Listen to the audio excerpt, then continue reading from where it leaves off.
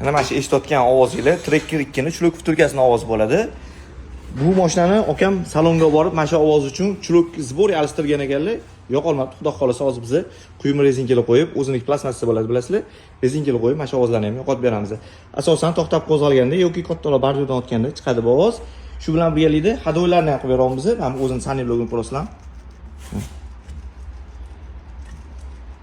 O'ynab ketadi, juda ham slabiy bo'ladi. Uni saniy blogi, mana ko'rasizlar, o'ziniki. Biz bunga Cobalt-ni qo'yib beramiz. Cobalt ancha proshinroq bo'ladi, ham baquvvat bo'ladi. Xudo xolasa mashinadan keyin mashina yumshoq holatda bo'ladi. Orqa qismiga keladigan bo'lsak, orqa qismida o'zini prujinlarini ham olib tashlaymiz edi. Mana o'zini 6 ta aylanali prujinlarni olib tashlab, Cobalt prujini qo'yib beramiz. Amortizatorlarni ham bittada Cobalt-ni qo'yib beramiz. Mana mana shu ishlarni qilsanglar, mashina yumshoq holatda bo'ladi. Shunaqa xizmatlar uchun bemalol o'zingizga aloqaga chiqib olib kelsanglar bo'ladi. Pastda murojaat shu nomerlarni qoldirib qo'yamiz.